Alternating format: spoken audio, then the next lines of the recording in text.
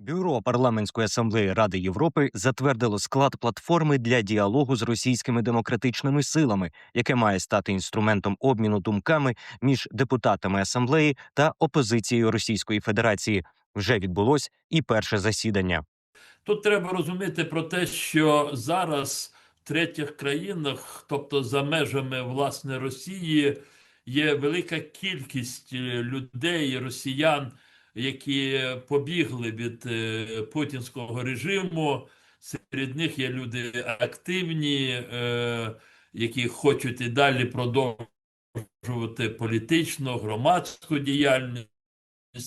Є люди, які відсиділи в в'язницях російських за антипутінську діяльність, і потім вони були або звільнені, або обмінені, ну, скажімо, як Карамурза, там Ходорковський відсидів 10 років.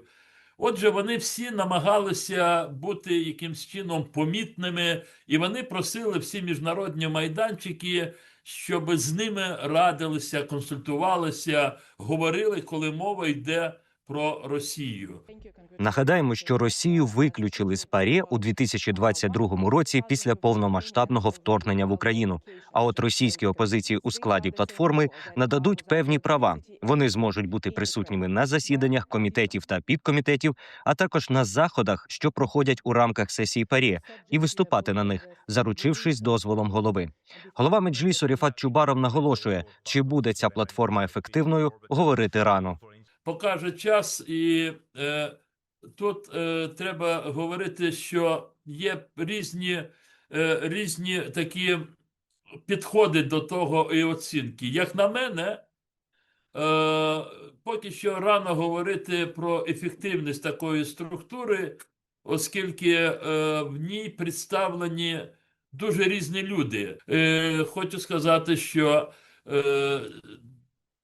українська делегація і далі матиме вагомі інструменти для того, щоб впливати на діалог парламентської асамблеї з частиною російської еміграції.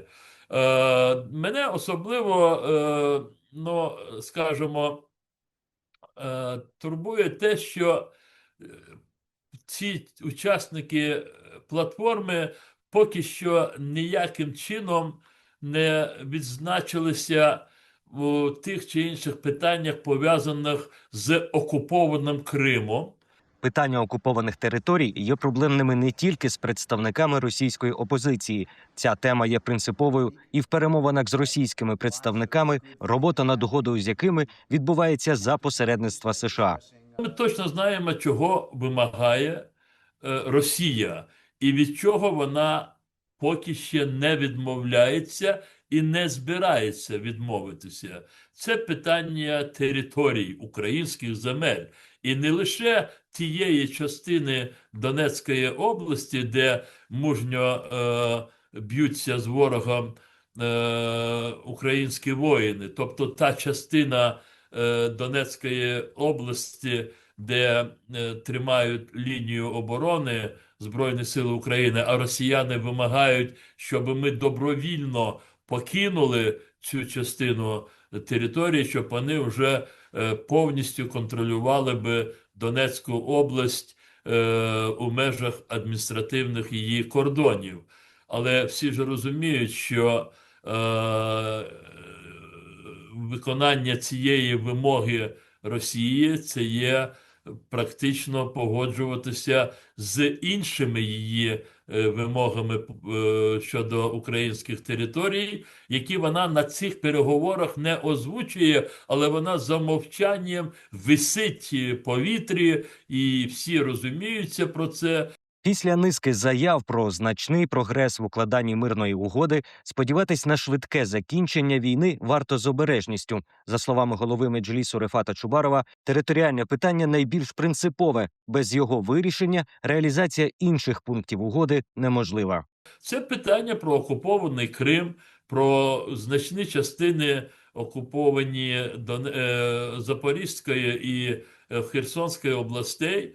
Отже, питання Криму, питання Запорізької, Херсонської, областей і частини Донецької областей, це все питання території, які є в одній зв'язці, і поступки будь-якій її частині, вони обов'язково приведуть до обвалу в інших її частинах. А зрозуміло, що Україна, українські очільники, українські переговорники ніяк не можуть погодитися з тим, що вони мають погодитися з абсолютно незаконними, цинічними, нахабними вимогами Російської Федерації.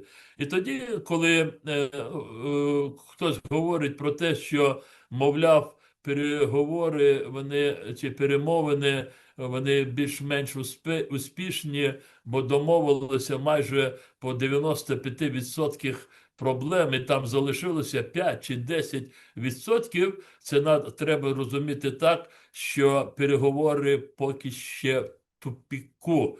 При цьому голова Меджлісу наголосив, вирішити питання території за рахунок поступок неприйнятно. За його словами, угода, де Україна віддає частину територій, не закінчення війни, а перерва. Тому єдність у спільному міжнародному тиску на агресора має залишатись непорушною.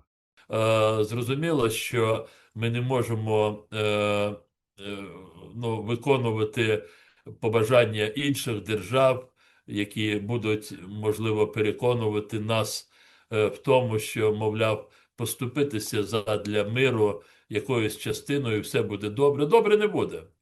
Поступка будь-якою частиною території України – це просто максимум, що може бути, це якась перерва у війні, але потім вона розпочнеться ще з більшою жорстокістю, силою, і тому я впевнений, українська сторона і всі українські політики, суспільство України буде наполягати на тому, щоб знаходити будь-яке рішення щодо припинення російсько-української війни на основі відновлення територіальної цілісності української держави. Що є найголовним, щоб нам утримувати опір ворогові, це збереження внутрішньої єдності для того, щоб посилити згуртованість навколо України наших закордонних зарубіжних партнерів.